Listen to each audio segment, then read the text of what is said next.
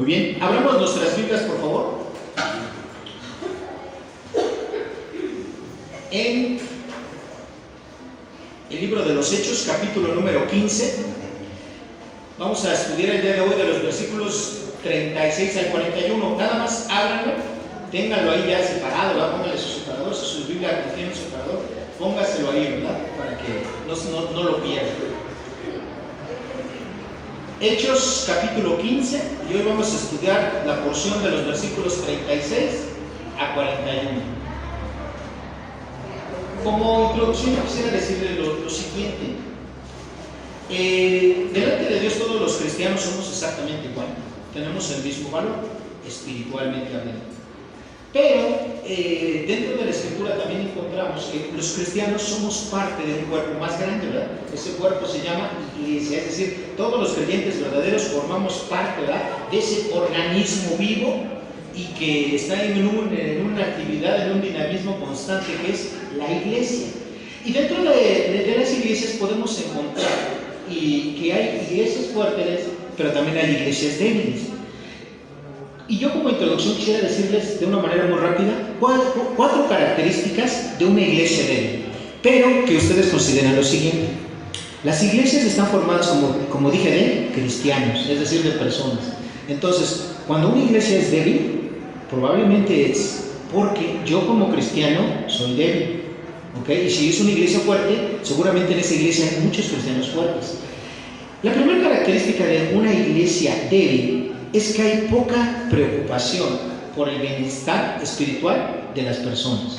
En lugar de eso, los cristianos, de centrarse en las necesidades que tienen los otros creyentes, los cristianos se centran en ellos mismos y viven la vida cristiana desde un punto de vista egoísta, preocupados más por las cosas terrenales, preocupados más por la situación, por la economía y por tantas esas otras cosas, ¿verdad? La Biblia las llama añadiduras, ¿verdad?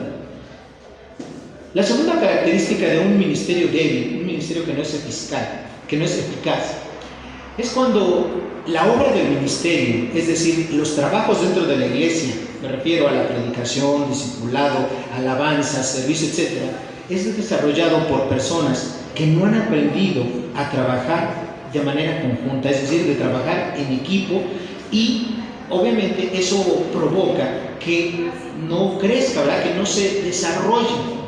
La tercera característica de un ministerio débil, de una iglesia débil, es cuando las personas no quieren involucrarse en los ministerios, cuando no quieren involucrarse, cuando les gusta ser espectadores, cuando les gusta nada más estar presenciando lo que la demás gente hace, ¿verdad? Y por ahí siempre hay una frase, ¿verdad?, que es muy fácil criticar, ¿verdad?, es muy fácil ver lo que hacen bien o mal los demás, pero es difícil, ¿verdad?, apreciar lo que nosotros hacemos bien o mal. Y por ejemplo, en esto, pues en el mundo hay toda una experiencia muy grande. Por ejemplo, las películas, o sea, hay todo un grupo de personas que se llaman críticos, ¿verdad?, y se dedican a criticar una película, ¿verdad? La analizan de arriba abajo, cuánto dura, cuánto no dura, quién actúa, quién no actúa, quién la dirige, etc., y emiten una crítica. Pero ¿cuántos de esos críticos podrían actuar? ¿Cuántos de esos críticos podrían ser el director? ¿Cuántos de esos críticos podrían ser los que están ahí ayudando, ¿verdad?, grabando, filmando o grabando el sonido? Posiblemente ninguno, ¿verdad? O sea, siempre va a ser más fácil emitir una crítica que hacer las cosas. Y la cuarta característica de un ministerio que es débil es que las personas no están fortalecidas espiritualmente hablando. No tienen las herramientas espirituales para caminar su día a día con el Señor. Ahora, si tú puedes ver alguna de estas marcas en tu vida, y te digo algo, hermano, yo a veces las veo, quiere decir que tú necesitas fortalecer tu vida espiritual. Tú necesitas estar más cerca del Señor Jesucristo. Y eso es lo que vamos a ver el día de hoy. En este pasaje, que es Hechos, ¿verdad?, capítulo 15, versículos 36 y 41, encontramos, y ahora vamos a leerlo. Vayan conmigo, por favor, al libro de los Hechos, capítulo 15, versículos 36 al 41. Ya llegaron ahí, ¿verdad?, porque ya lo hemos apartado. Dice así Dios en su palabra. Después de algunos días, Pablo dijo a Bernabé: volvamos a visitar a los hermanos en todas las ciudades en que hemos anunciado la palabra del Señor para ver cómo están.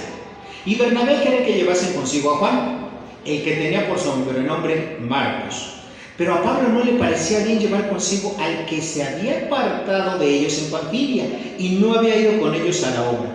Y hubo tal desacuerdo entre ellos que se separaron el uno del otro. Bernabé, tomando a Marcos, navegó a Chipre, y Pablo, escogiendo a Silas, salió encomendado por los hermanos a la gracia del Señor y pasó por Siria y Cilicia, confirmando a las iglesias. Bueno, ¿cuáles son estos 4 pilares, ya sea de manera individual como cristiano o para una iglesia? Estos 4 pilares para que sea una iglesia fuerte consisten en lo siguiente. El primero, preocuparse espiritualmente por la vida de los creyentes, por otros creyentes. Fíjense muy bien, versículo 36 dice: después de algunos días.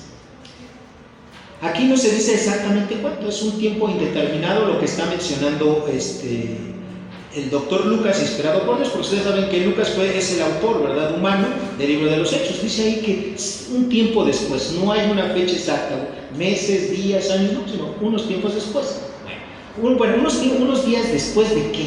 Si recordamos en este pasaje, los primeros versículos de este capítulo número 15, pasó algo en Jerusalén. En Jerusalén pasó algo que se conoció como el Concilio de Jerusalén. Allá en Jerusalén se estaba levantando, ¿verdad?, todo un movimiento que decía que los que habían creído en Jesucristo para ser salvos, además de la fe en Jesucristo, del arrepentimiento, ellos tenían que hacer algunas obras, ¿verdad?, obras de la ley. Entonces se llevó a cabo todo un concilio y obviamente ahí llegó, entre otras personas, los apóstoles que ya estaban ahí, como Pedro, Santiago, pero también llegó Pablo, ¿verdad?, que él venía del primer viaje misionero, y ahí se pusieron de acuerdo. Eso ya ocurrió.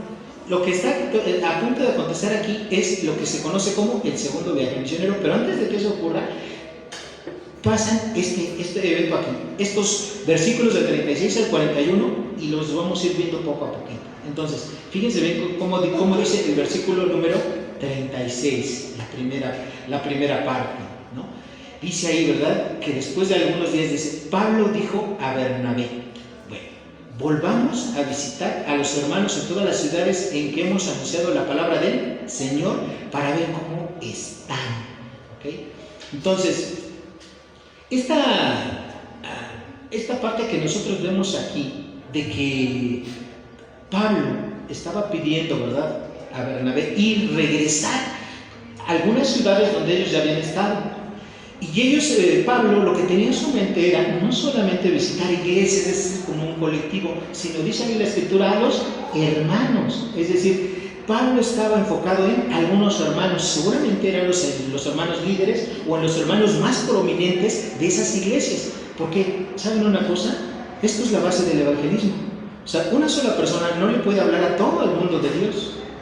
¿Qué hace? Que esa persona hable de Cristo a una persona, y de esas personas que se convierten y creen en el Señor Jesucristo van a desarrollar a otros discípulos, pero él se tiene que enfocar en unos, ¿verdad? Nadie puede hacer completamente la obra del ministerio. Entonces, esto que estamos aquí nosotros leyendo es la base para las misiones y para el discipulado, que es así como normalmente se tiene que trabajar. Fíjense que en la iglesia cristiana hemos aprendido a lo largo de muchos siglos a evangelizar de diferentes maneras.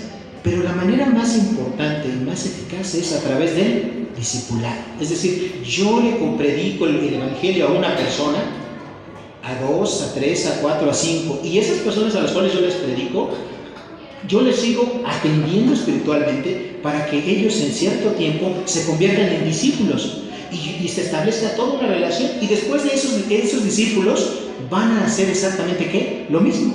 Ese es el modelo más efectivo que nosotros conocemos, ¿verdad? Y obviamente cuando digo conocemos, estamos hablando de muchísimos siglos de historia. A lo largo de la historia se ha predicado de manera masiva, se ha predicado a través de lo que se conoce como campañas o cruzadas. Pero déjenme decirles algo.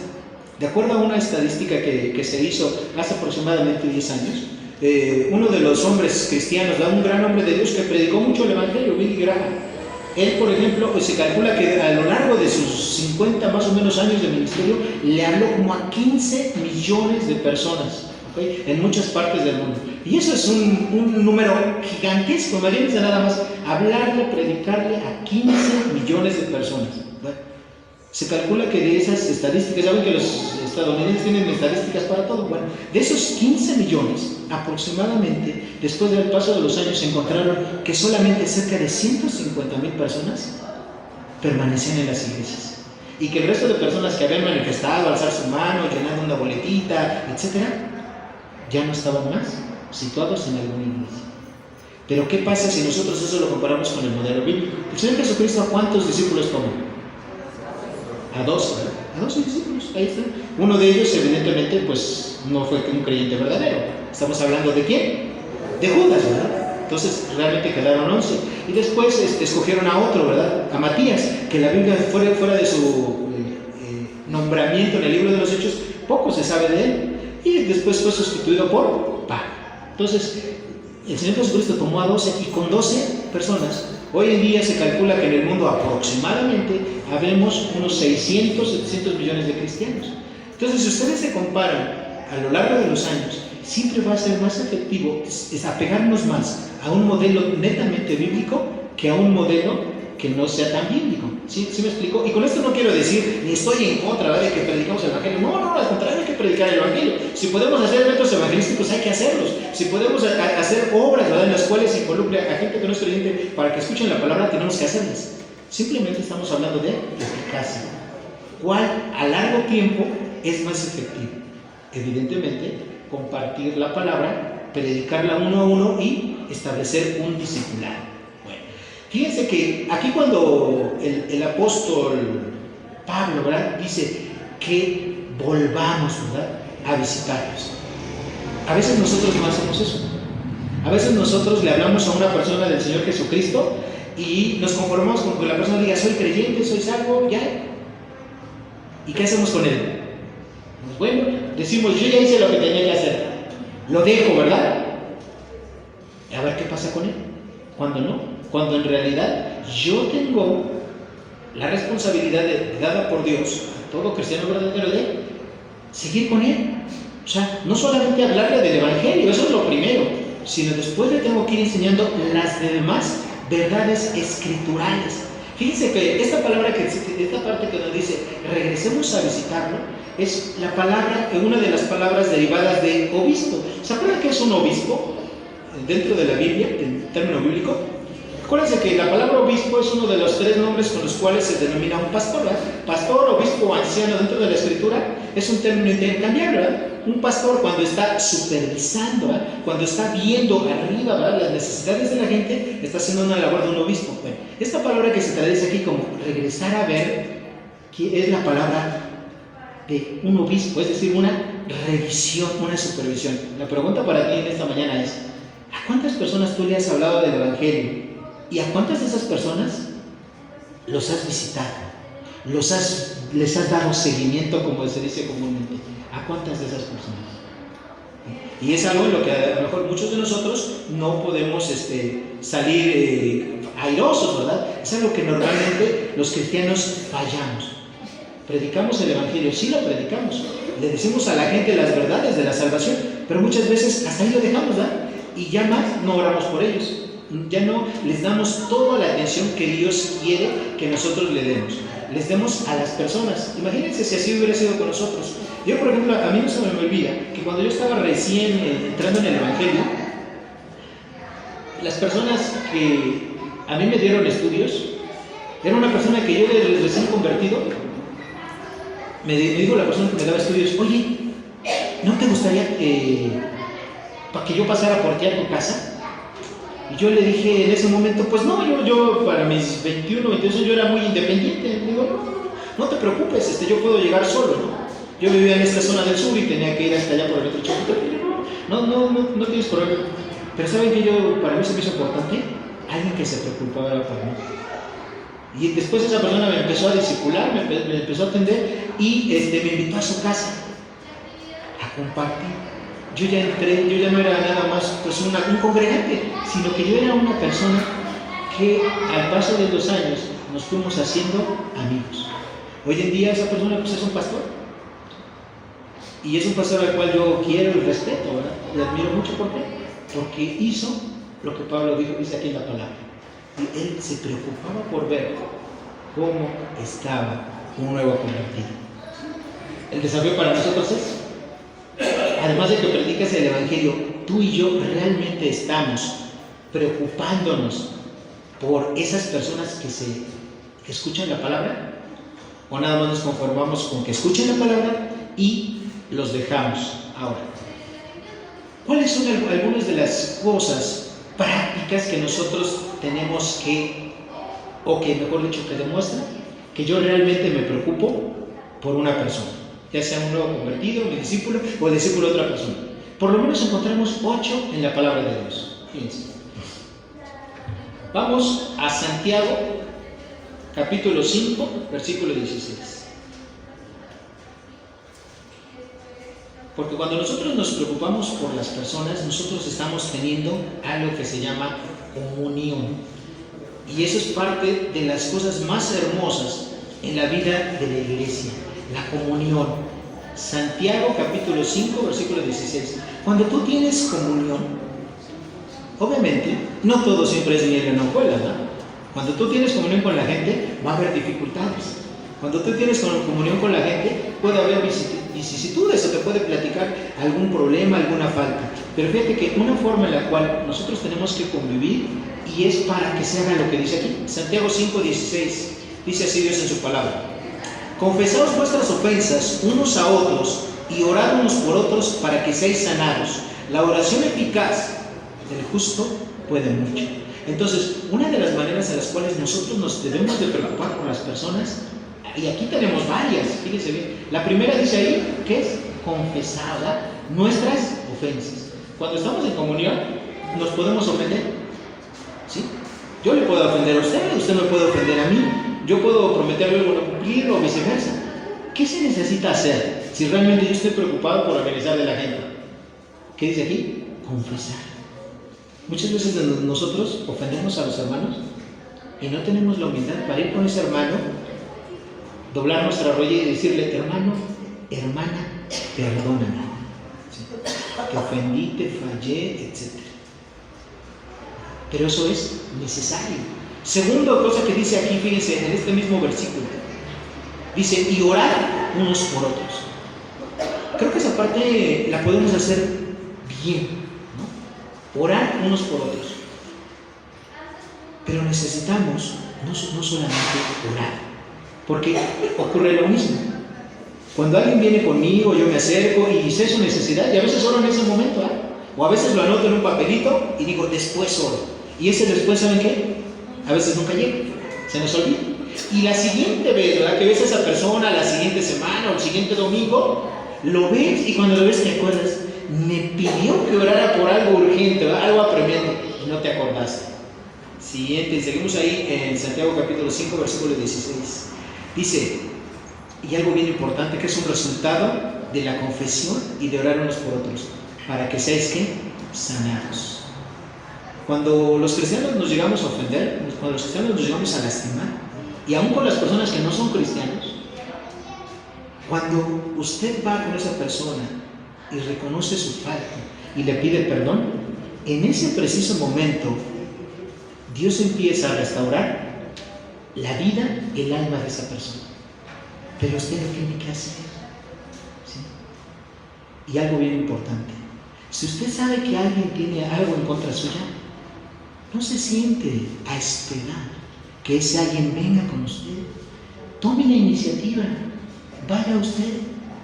Fíjense que yo tengo un amigo al cual aprecio mucho, no es cristiano, pero él tenía un problema de rencor muy serio con su padre. Cuando su padre no le daba el dinero que él necesitaba para algo, o cuando su padre no lo dejaba ir a algún lugar, él se enojaba tanto con su papá que le dejaba de hablar. Le aplicaba lo que vulgarmente se dice la ley del hielo y no hablaba con su papá una semana, 15 días, un mes. En una ocasión que yo platicaba con él, porque fui a visitarlo a su casa y su papá salía normalmente a abrir. Su papá abrió la puerta, abrió Y yo lo saludé, el señor era muy gentil y amable, ¿verdad?, con las visitas. Y ya pregunté por su hijo, me dice, italiano. Y salió mi amigo, se cruzó con su papá y no se dijeron absolutamente ni una sola palabra. Y a mí se me hizo eso muy raro, ¿no? Y yo le pregunté a mi amigo, oye, ¿por qué veo como estás enfadado con tu papá algo? Yo sabiendo ya un poquito sus antecedentes. Y me dice, sí, tengo como 6 meses que no le hablo. ¿Y saben una cosa? A veces así somos nosotros. Tenemos algo que arreglar con alguna persona, con algún hermano en la fe, y no le hablamos. Mejor lo esquivamos, o si sabemos que ese hermano va a ir a esa reunión, no voy. ¿verdad? O me siento en la iglesia hasta el otro lado donde está ese hermano, con tal de no encontrar. Entonces tenemos que ser, mis queridos hermanos, más bíblicos, y tenemos que empezar a vivir lo que ya sabemos, lo que se nos ha enseñado, porque si hacemos eso, dice aquí, vamos a ser ¿qué? Sanados. Y la oración eficaz, dice aquí, del justo puede mucho, es decir, la oración que tú haces, ¿verdad?, como justo, como justificado, ¿verdad?, como un cristiano, como un santo, va a tener mucho efecto. Bueno, la segunda cosa en la cual nosotros podemos demostrar que realmente nos preocupamos por los demás es por la edificación. Vayan conmigo a Primera de Tesalonicenses, capítulo número 5, versículo 11. Primera de Tesalonicenses, capítulo 5, versículo 11.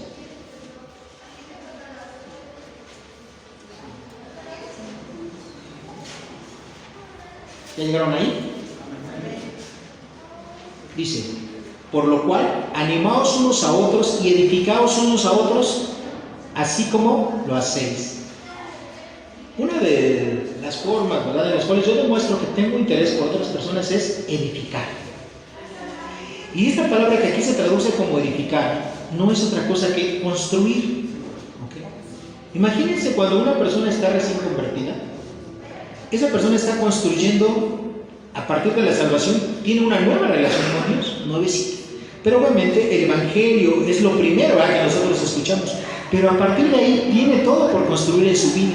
Entonces, las primeras doctrinas son ese fundamento, si lo seguimos comparando con el símil de una construcción. Esos fundamentos se tienen que establecer.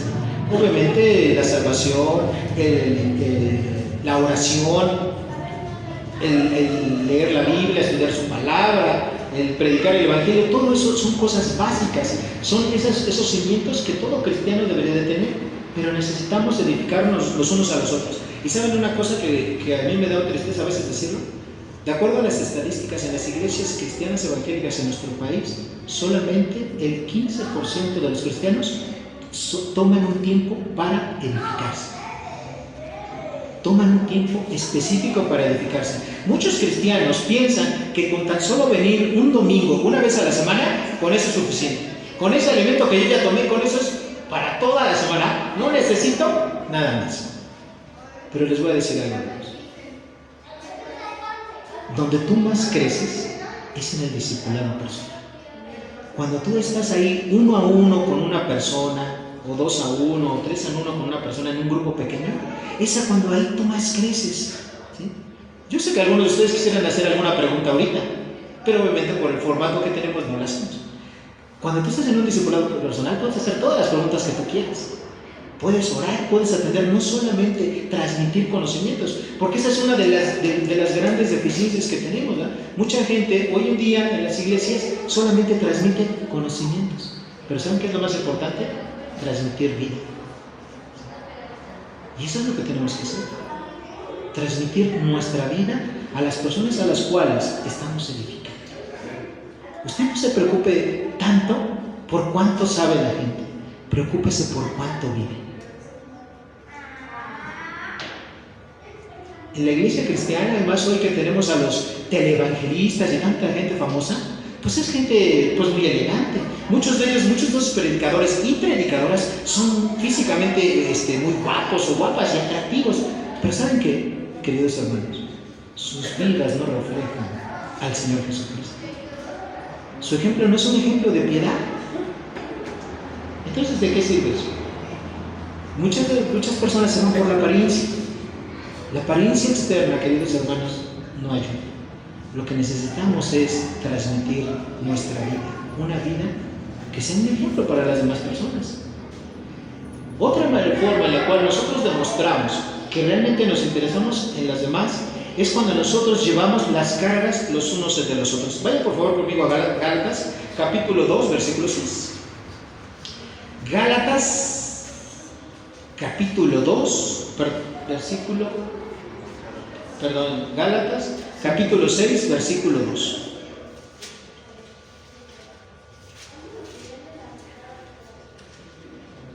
¿Ya están ahí? Vamos a leer desde el 1 para que tengamos el contexto. Dice: hermanos, si alguno fuera sorprendido en alguna falta, vosotros que sois espirituales, restauradle con espíritu de mansedumbre, considerándote a ti mismo, no sea que tú también seas tentado. Sobrellevad los unos las cargas de los otros y cumplid así la ley de Cristo, ¿verdad? Porque el que cree ser algo, no siendo nada, a sí mismo se engaña. Así que cada uno someta a prueba su propia obra y entonces tendrá motivo de gloriarse solo respecto de sí mismo y no en otro. Aquí el contexto, obviamente, volvemos a hablar de la falta, que cuando alguien comete alguna falta, algún pecado, cuando alguien comete alguna falta, algún pecado, hermanos, después de que esa persona, el Espíritu Santo lo lleva al arrepentimiento, se arrepiente, le pide perdón a Dios y quiere seguir su vida con Dios, a veces los demás cristianos que estamos alrededor somos un obstáculo para él, ¿sí? ¿Por qué? Porque tendemos a señalarlo, tal hermanito, el que hizo esto, ¿no? Hace tanto tiempo, o el que dejó de hacer aquello, etc. Y no estamos llevando la carga que esa persona tiene. Nosotros no solamente tenemos que relacionarnos, ¿verdad?, con aquellos cristianos pues que son un gran ejemplo, que trabajan y son fieles y sirven al Señor, bueno, que así sea. Pero también tenemos que asociarnos con aquellas personas que tienen cargas. Y una de esas cargas a veces es eso, ¿verdad? Cuando hay una falla dentro del ministerio, ¿sí?, y que esa persona tiene que pedir perdón y todo eso, y lo hace, es necesario acompañarle. Es necesario acompañarle. Dios es un Dios que no nos da una oportunidad, ni nos da 2 oportunidades, ni nos da 3, ni 4, ni 5. ¿Cuántas oportunidades nos da Dios? Las que Él considera necesarias para nuestra vida. Y a veces nosotros a una persona que nos falla, decimos, ya no quiero volver a tener tratos con esa persona. Hasta ahí. Cortas las relaciones, rompes las lanzas, ¿no? Y dices, ya no más quiero saber nada del hermano perenganito de tal o de la hermanita sultana. Cuando no es así. Cuando Dios quiere que nosotros estemos ahí. Es como en tu familia, ¿sí? Todos los que hemos sido bendecidos con una familia, pues lo sabemos. A veces uno de nuestros hijos es desobediente. Te desobedece en algo, ¿verdad? Hace exactamente lo opuesto a lo que tú le dijiste que hiciera. Y eso te provoca a ti tristeza, dolor, amargura y tiene otras implicaciones, ¿no? Pero ¿por eso dejarás de ser tu hijo? ¿Por eso dejarás de quererlo? No. Y eso es igual con nosotros. Dios nos da más oportunidades y Él quiere que sigamos adelante después de que nos hemos arrepentido por la cosa que hayamos hecho. La cuarta cosa que tenemos que hacer, y ya lo leímos en Santiago, es orar los unos para los otros. Y ahí es donde nosotros vamos a manifestar si realmente nos estamos preocupando por las otras personas. Siguiente, servirnos los unos a los otros. Primera de Pedro, capítulo 4, versículo 10.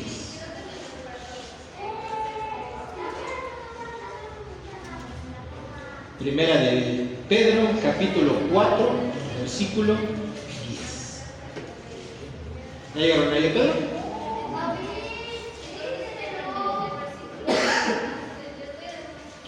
Dice Dios así en su palabra: cada uno, según el don que ha recibido, ministrelo a los otros, como buenos administradores de la multiforme gracia de Dios. Usted debe de saber que como cristiano, Dios le ha dado algo muy importante, que es su Espíritu Santo, para que viva de manera permanente dentro de usted. Y con la llegada del Espíritu Santo, Dios le ha bendecido a usted con por lo menos un don espiritual. ¿Okay? ¿Qué es un don espiritual? Bueno, un don espiritual es un regalo, una habilidad sobrenatural dada por Dios. ¿Para qué? Para ayudarle a usted a hacer el ministerio al cual Dios le ha llamado dentro de la iglesia. ¿Okay? Entonces, un don espiritual es una habilidad sobrenatural que usted no tenía antes de que Dios lo transformara en un cristiano verdadero. Usted no tenía esa habilidad. ¿Okay? Y hay una lista, ¿verdad?, de dones que encontramos ahí en 1 de Corintios capítulo 12, en 1 de Pedro capítulo 5, en fin, varios pasajes de la Escritura. Pero sabe que usted tiene por lo menos un don espiritual. Algunos cristianos han sido bendecidos con 2, 3 dones. ¿Okay? Y esos dones tenemos que utilizarlos, como dice aquí la palabra, de acuerdo a lo que se nos ha dado. Por ejemplo, si una persona recibe de parte de Dios el don de la enseñanza, ¿dónde sería lo lógico es que esa persona estuviera sirviendo a Dios? ¿Mandé? Enseñando en la escuela dominical como maestro, predicando, dando un discipulado personal. Eso sería lo ideal. ¿Okay? Si alguien, por ejemplo, tiene el don de la administración, ¿qué tendría que hacer? Bueno, pues tendría que estar en un parte del equipo pastoral y estar ayudando a administrar las cosas dentro de la iglesia. Y así, el don del evangelismo, ¿dónde debería estar trabajando? En misiones, en evangelismo y misiones, ya sea de manera local o fuera, ahí debería de estar trabajando, desempeñando ese papel. Pero ¿saben que los cristianos a veces somos tan complicados que estamos ejerciendo nuestro don en donde realmente somos ineficaces? Y usted, como el primer paso que tiene que saber es que, bueno, Dios le ha dotado a usted con dones, 1, 2, 3, no sé, en su multiforme gracia de Dios, Él nos ha dado eso. Si usted es un cristiano verdadero, usted tiene dones. Y si usted tiene dones, tiene que utilizarlos. Y el lugar para utilizarlos primeramente es la iglesia. Ahí tiene que utilizarlos. Y si usted tiene que salir por parte de su iglesia, los tiene que utilizar afuera, utilícelos. Pero lo tiene que hacer. ¿Okay? Tiene que servir conforme a su don. No hay ningún cristiano, ¿sí?, en toda la Biblia al cual no sea un servidor para Dios. Y a veces muchos cristianos dicen, bueno, pues yo me sirvo. Y no sirvo en algo dentro de la iglesia. Usted tiene que aprovechar sus dones, porque es parte de su nueva naturaleza que tiene como cristiano. Tiene que aprovechar. Imagínense, aquí por ejemplo, si pusiéramos un ejemplo muy burdo que no tiene nada que ver con una persona, si esta silla que está aquí vacía, que obviamente con su estructura que tiene serviría para sentarse, pero ¿qué pasaría si yo la corto a la mitad? ¿Serviría exactamente para el mismo propósito de sentarse? No, ya no serviría. Pues para dentro de la iglesia de Cristo, usted tiene que utilizar sus dones para servir a sus hermanos en Cristo, a su iglesia, y finalmente para buscar con su vida darle la gloria a Dios. Y recuerde esto: el cristiano que no vive para servir es un cristiano que no sirve. Tenemos que servir, hermanos. ¿Sí? El Señor Jesucristo vino a eso, a servir y dar su vida en rescate por muchos. Siguiente. La sexta forma de saber que nosotros nos estamos preocupando los unos por los otros la encontramos en Romanos capítulo 15, versículo 14. Romanos capítulo 15, versículo 14. Y déjenme decirles, lleguen ahí y ahorita les hago el comentario.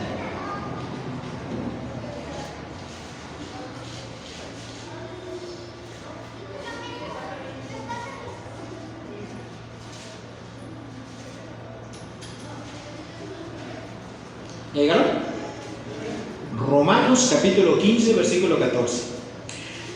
Pero estoy seguro de vosotros, hermanos míos, de que vosotros mismos estáis llenos de bondad, llenos de todo conocimiento, de tal manera que podéis amonestaros los unos a los otros. Esta palabra que se traduce aquí como amonestar es la palabra exhortar. Entonces, cuando nosotros nos amonestamos los unos a los otros, la palabra exhortación o amonestación quiere decir que yo voy a poner un principio bíblico, un principio verdadero en la mente de otra persona. Mucha gente piensa, muchos cristianos piensan de una manera equivocada que amonestar o exhortar quiere decir regañar. Esa persona hizo algo malo, ¿verdad? Ya llegó tarde, me voy y la regaño. Más lejos de lo que la palabra de Dios dice.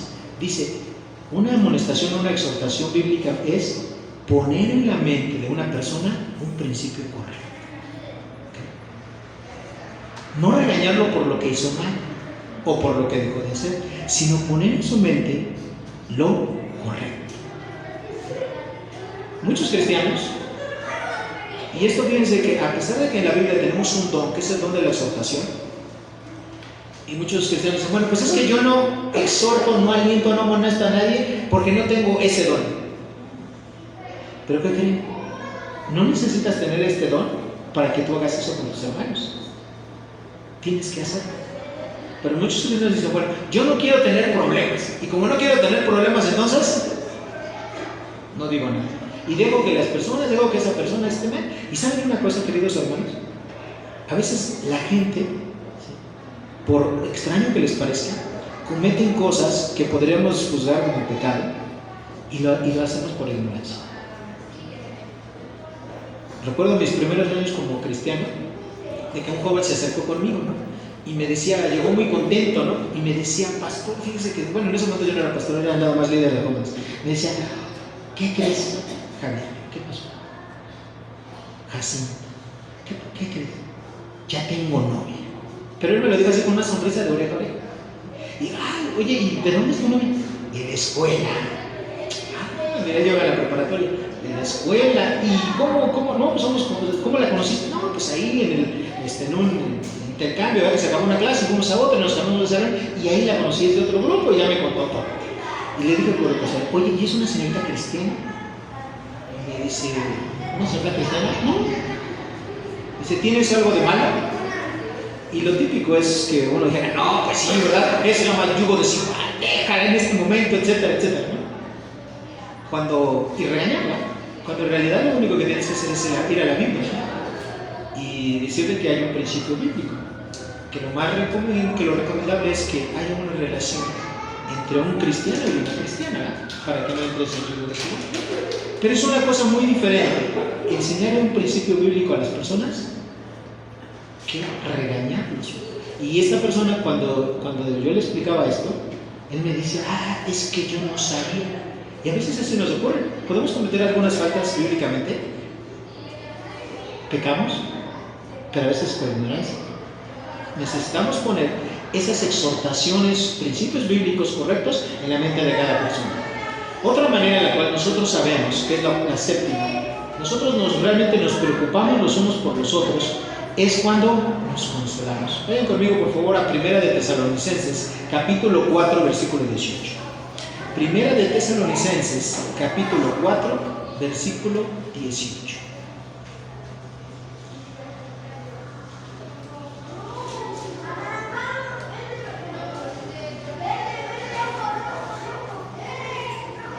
¿Ya está?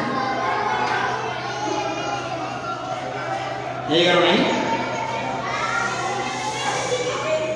Dice este versículo: por lo tanto, alentaos los unos a los otros con estas palabras. Y obviamente esto habla del contexto inmediato que está ahí, ¿verdad? De la segunda venida de Cristo. Pero ¿saben una cosa? Nosotros necesitamos consolarnos. ¿Qué significa consolar? Hay un hombre en la Biblia, un nombre prominente, de hecho lo vamos a ver, Bernabé. Este nombre Bernabé quiere decir hijo de consolación. Y esa palabra consolación quiere decir alguien que te alienta, alguien que te anima, alguien que te exhorta. Todo eso quiere decir la palabra consolación. Y todos necesitamos ser alentados, ser consolados o ser animados en algún momento de nuestra vida. Todos, sin excepción alguna. Ya seas tú el pastor de la iglesia o ya seas el nuevo creyente, nuevecito que acabas de aceptar al Señor Jesucristo, todos necesitamos estas tres cosas en nuestra vida como cristianos. La pregunta es, para nosotros, ¿estamos haciendo esto? Porque eso es parte de preocuparnos los unos por los otros. Y ahora, quiero terminar con el último punto de qué significa preocuparnos por los demás, con el más importante y con el que podemos decir que engloba todos los demás. Si tenemos este último punto, vamos a poder hacer todos los demás. Romanos capítulo 13, versículo 8.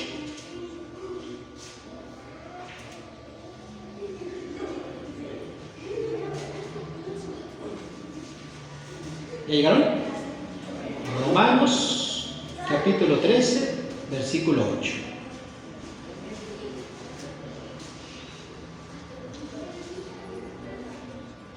Dice Dios en su palabra: no debáis a nadie nada, sino el amaros unos a otros, porque el que ama al prójimo ha cumplido la ley. Es decir, si realmente tú amas, si realmente tú demuestras ese amor ágape, porque esa es la palabra que se traduce aquí. Hay un amor ágape, es decir, el amor que solamente Dios produce en ti a través del Espíritu Santo. Ese es el amor ágape.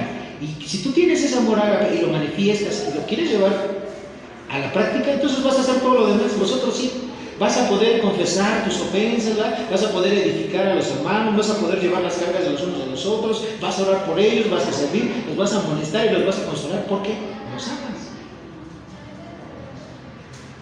Esas son las formas, en las prácticas en las cuales nosotros podemos manifestar dentro de nuestra iglesia que realmente nos interesamos los unos por los otros. No hay ningún ser humano, ¿sí?, que pueda estar en todos lados, que pueda estar en la casa de una mujer que a lo mejor su marido lo acaba de abandonar, o con alguien, ¿verdad?, que en ese mismo momento tiene una persona enferma en el hospital y está allá, o que tiene un joven, ¿verdad?, que hay que alentar porque lo rechazaron para entrar a la preparatoria de la universidad. No hay una persona que pueda dividirse en dos o tres y estar en esos lugares al mismo tiempo. Y es ahí donde entra el cuerpo de Cristo, donde entra la iglesia, donde entramos los demás, donde todos nosotros necesitamos amarnos los unos a los otros y hacer este tipo de cosas. Pero tenemos que hacerlo. Ahora, una iglesia va a ser fuerte cuando entre los cristianos nos amamos.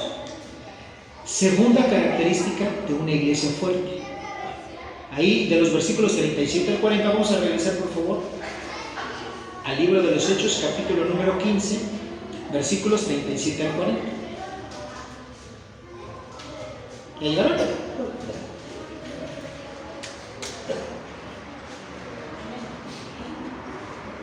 Y Bernabé quería que llevasen consigo a Juan, el que tenía por sobrenombre Marcos.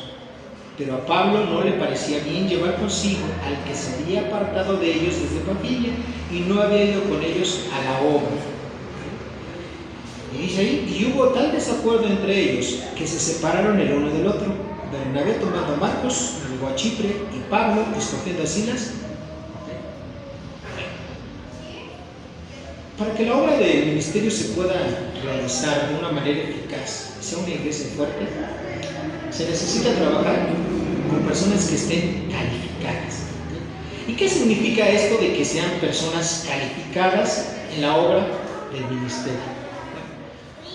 Fíjense que una persona que esté calificada para trabajar dentro del ministerio, bueno, no es una persona que cumpla académicamente todos los grados, ¿verdad?, que hay, por lo menos, ¿no? O sea, eso no es una persona que tenga kinder, primaria, bueno, ahora ya hay desde maternal, ¿no? Maternal, luego kinder, primaria, secundaria, preparatoria, universidad, maestría, doctorado, ¿no? Una persona calificada no se refiere a términos académicos, sino se refiere a términos espirituales. Es decir, estamos hablando de personas maduras.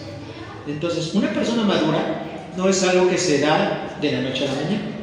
Una persona madura, un cristiano maduro, es una persona que ha ido creciendo, que ha ido conociendo las verdades bíblicas y que las ha adoptado en su vida y que las está poniendo por obra. Y un cristiano maduro es una persona, ¿verdad?, que empieza a reproducirse. Es decir, es una persona que ya es capaz de predicar el evangelio, discipular a otro, para que esa persona también se empiece a hacer lo mismo y empiece también a tener nuevos convertidos, a tener discípulos. Esa es una persona madura, es una persona que piensa de sí con cordura, que no tiene un concepto más alto de sí, como dice la palabra, que el que debe de tener. Esa es una persona madura, ¿verdad? Ahora, aquí cuando nosotros encontramos, ¿verdad?, que se dio esta situación, por una parte, Pablo no estuvo de acuerdo en que llevaran consigo a Marcos, ¿verdad?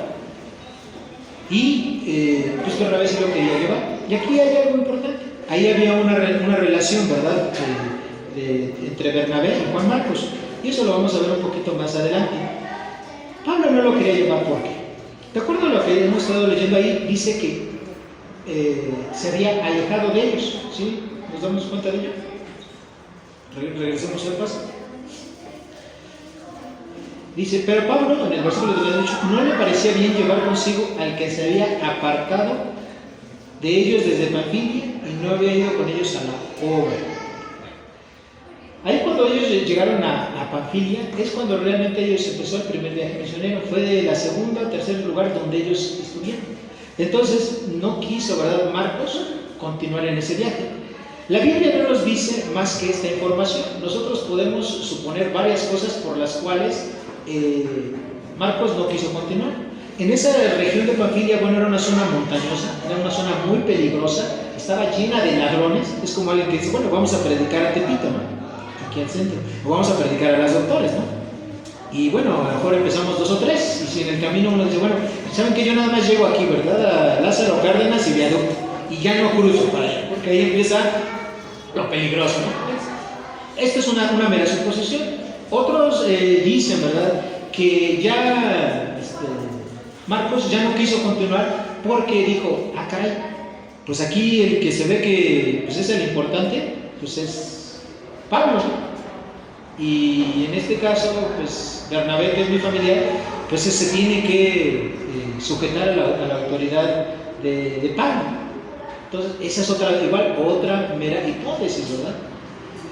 No sabemos cuál de estas razones es la correcta. La Biblia no lo dice. Pero lo que es importante es el hecho. O sea, él se separó de ese primer equipo misionero, ¿verdad? Y no continuó ese viaje.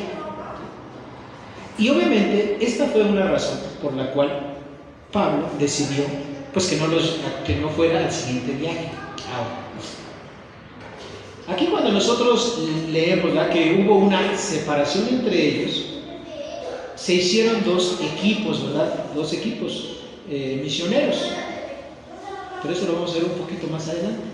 Aquí lo que es importante para nosotros es decir, bueno, ¿tú quién piensas que estaba en lo correcto?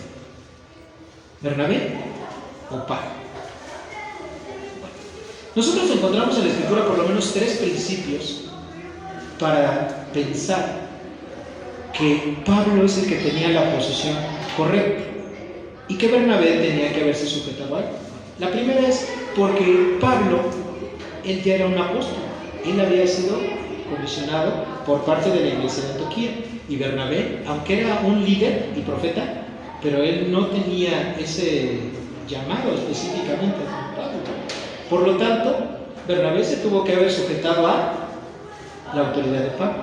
Y fíjense, a veces cuando nosotros estamos trabajando dentro de la iglesia, decimos, bueno, pues a mí me gustaría que se hiciera esto, pero la persona que está encargada de ese servicio ministerio piensa diferente. ¿Okay? Y muchas veces nosotros decimos, bueno, pues así ya no juego, ¿verdad? Entrego mis canicas y ya no quiero seguir participando, ¿verdad?, en este ministerio porque no estoy de acuerdo con la autoridad. Cuando vemos que bíblicamente, si usted no está de acuerdo con la autoridad después de que hablan y todo eso, lo mejor es que usted se sujete a la autoridad, porque no hay autoridad que no haya sido impuesta por Dios, ¿verdad? O sea, cualquier autoridad ha sido impuesta por Dios, y a usted y a mí lo que nos conviene sería sujetarnos a esa autoridad. La segunda razón por la cual creo que Pablo tenía la razón y no Bernabé es porque Pablo fue comisionado. O sea, Pablo no se le ocurrió a él solito decir, bueno, pues yo voy a hacer esto, ¿no? Pablo trae el antecedente que en los primeros versículos del capítulo 13, él fue enviado primero por la iglesia de Antioquía, es decir, él tenía todo el respaldo de la iglesia.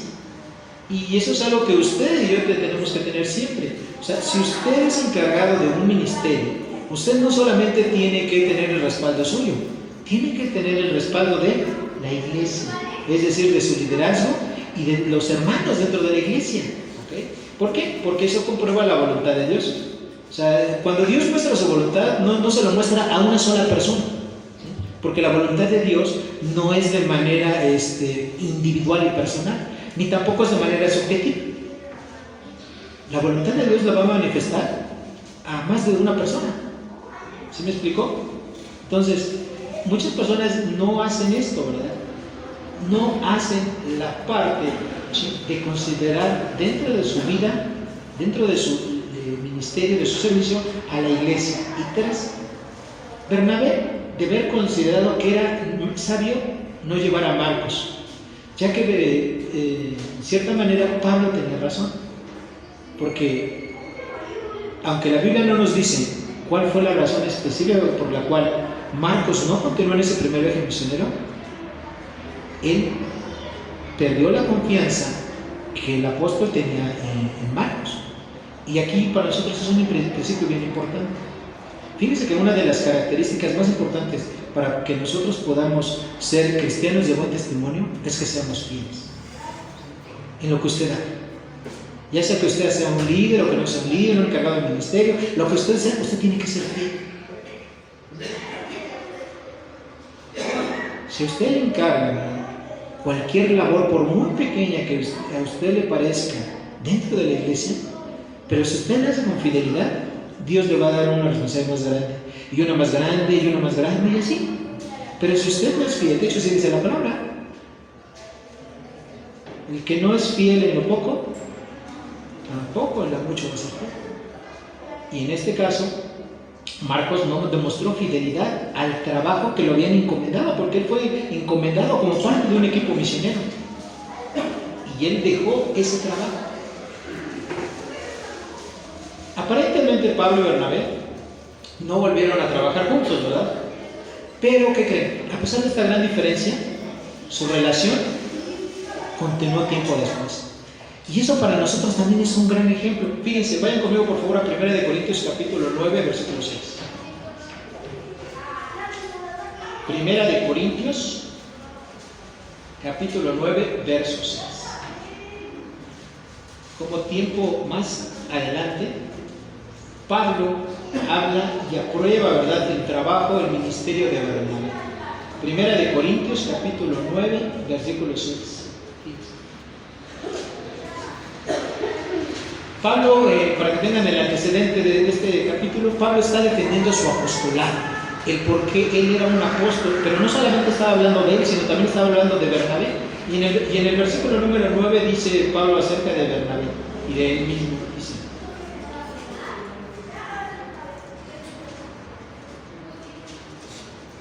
Dice, o solo yo y Bernabé no tenemos derecho a no trabajar. Es decir, Pablo, él como apóstol, como misionero, como pastor, él si hubiera querido, él podía no trabajar en algo secular y que las iglesias que él había fundado lo mantuvieran, pero no, es un derecho ganado por Pablo. Y aquí cuando él dice, cuando dice Bernabé y yo, o yo y Bernabé, somos los únicos que tenemos este derecho a no trabajar en algo secular, no, entonces lo está poniendo a la misma altura Bernabé que él. Es decir, está Pablo aprobando el ministerio que hizo Bernabé después de algunos años, a pesar de ello. ¿Qué es lo típico que pasa entre los cristianos cuando tienes pleito? Cuando tienes algún problema con algún otro hermano y pasa el tiempo. ¿Hablas bien de él? ¿Lo apoyas? O en la primera oportunidad que tú tienes, dices algún comentario negativo de él. El ejemplo de Pablo fue lo siguiente. Tuvieron un desacuerdo, pero ¿saben qué? Ese desacuerdo no los llevó a romper una relación. Porque al final de cuentas, queridos hermanos, usted y yo, o usted y con el hermano que tiene problemas, ¿qué creen? Van a estar en el cielo si son cristianos verdaderos los dos. Ahí se va a ver. Y no se va a ver un día o no se va a ver cada 8 días en la iglesia. Se va a ver toda la eternidad. Entonces, si usted va a estar con ese hermano toda la eternidad, pues ¿por qué no se arregla aquí en la tierra? Para que cuando llegue allá arriba en el cielo, pues ya no te haya nada que decir, ¿verdad? ¿Por qué no lo hace desde aquí en la tierra? Ahora, hace rato yo les decía, Dios es un Dios de segundas, terceras o cuartas oportunidades. Marcos no fue fiel en su ministerio, pero la cosa no se quedó ahí. ¿Qué pasó con Marcos? Fíjense que Marcos llegó a ser un colaborador del mismo apóstol Pablo años después. Y fue un hombre utilizado por Dios. Fue un hombre a quien Pablo después le devolvió la confianza. Vayan conmigo por favor a Colosenses, capítulo 4, versículo 10. Colosenses, capítulo 4, versículo 10.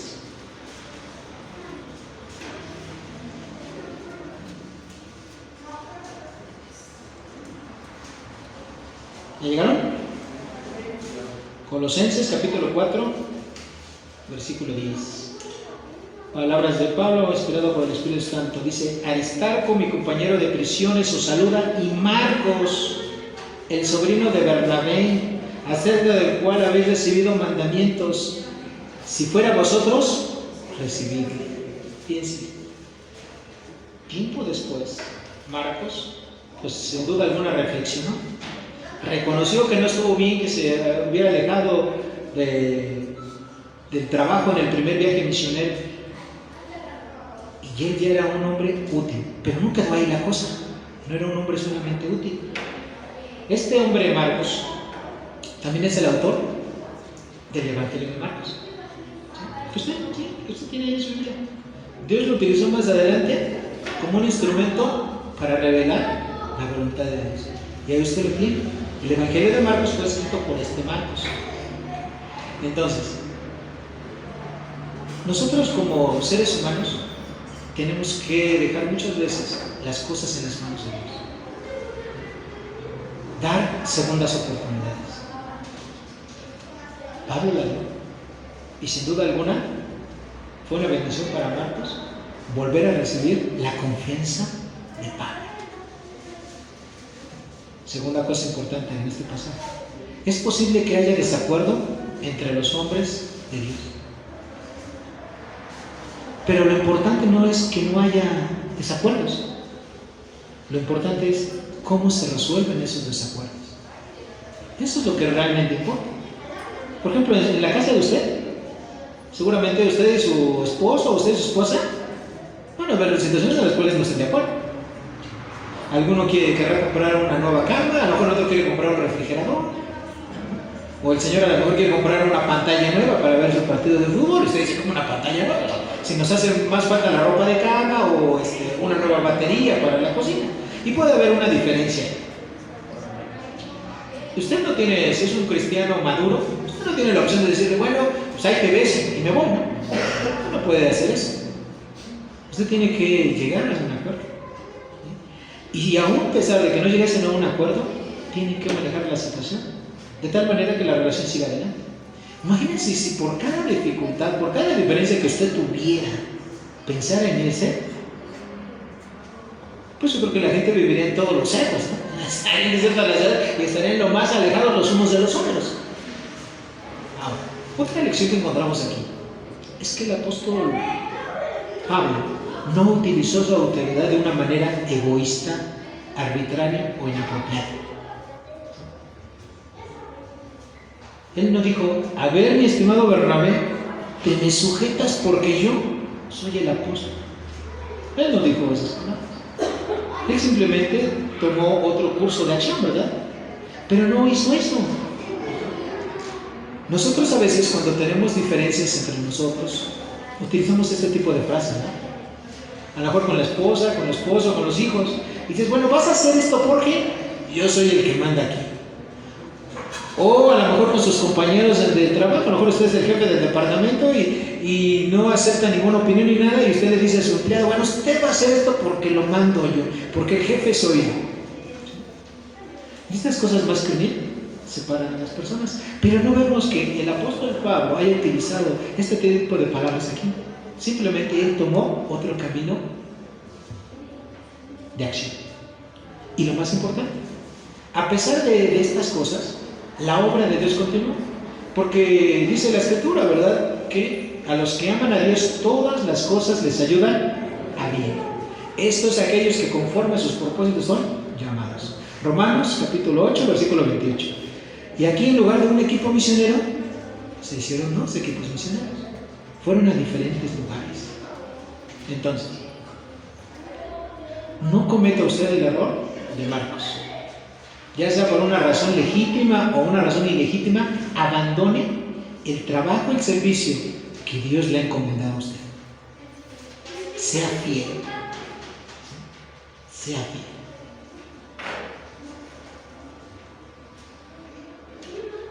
Los siguientes dos pilares de una iglesia fuerte los vamos a ver la siguiente semana. Pero yo quisiera pedirle, a forma de conclusión, que usted hiciera lo siguiente. Quiero pedirle que allí en su lugar cierre sus ojos.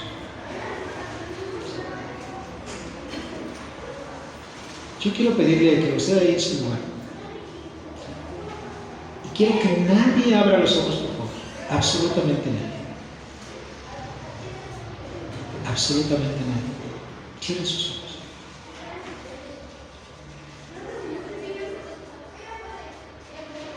Yo sé que algunos de los que estamos aquí, en alguna ocasión le hemos fallado al Señor. Que a lo mejor en algún momento de nuestra vida hemos dejado el servicio que Dios nos encomienda. Que a lo mejor le hemos fallado. O le hemos fallado a la persona que está ahí a nuestro lado. A nuestro hijo, a nuestro padre, a nuestra madre, a tu esposo, a tu esposa. Pero Dios en su misericordia siempre nos da oportunidades. Y sin que nadie abra los ojos, yo quiero pedirle a usted que el día de hoy acepte la oportunidad de Dios. Que usted se ponga de pie y no le tiene que decir a nadie que le falla a Dios, pero que usted le pida perdón a Dios si en alguna ocasión le ha fallado, si en alguna ocasión usted ha dejado la tarea, el trabajo que Dios le ha encomendado.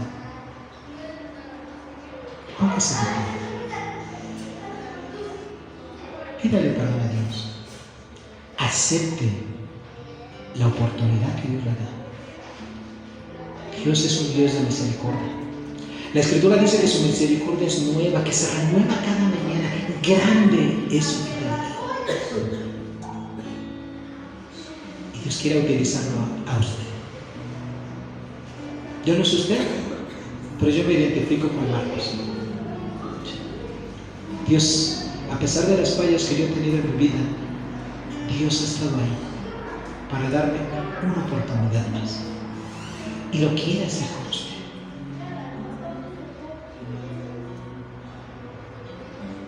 No deje pasar más tiempo.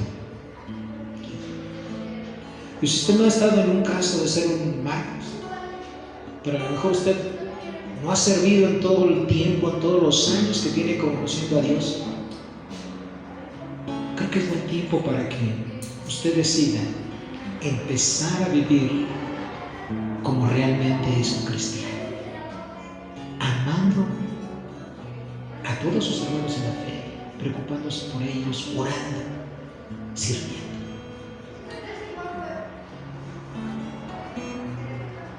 Esta iglesia le necesita.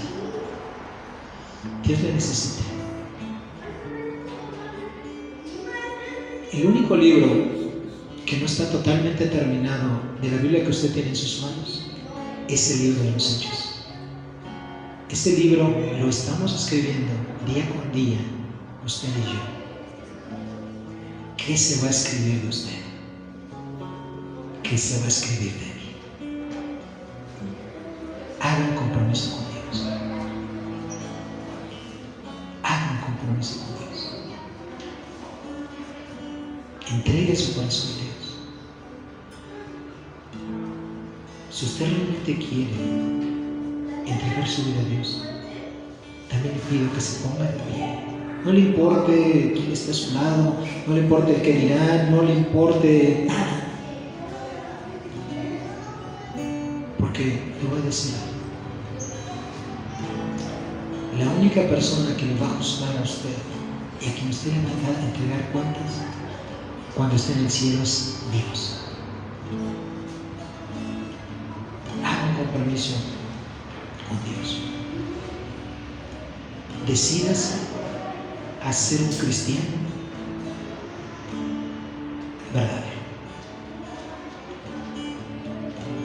Amado Dios, Padre Santo, muchas gracias te damos, Señor, por tu palabra. Gracias porque en ella encontramos verdades, Señor, profundas, que cuando estudiamos la Biblia de una manera ligera no las vemos, pero que esas verdades tienen tal profundidad, Señor, que transforman nuestra alma, como tú lo dices en tu palabra. Penetran hasta lo más profundo de nuestro alma, Señor. Te agradecemos por ello y te queremos rogar en el nombre de Jesús que tú nos perdones si no hemos sido los hijos que tú quieres, Señor, si no hemos vivido de la manera que te agrada, que tú nos perdones y nos limpies de todo ello, Señor, y que tu Espíritu Santo nos provea de la fuerza suficiente para caminar y representarte dignamente, Señor, en este mundo. En el nombre glorioso del Salvador Cristo Jesús pedimos todo esto, te lo agradecemos. Amén.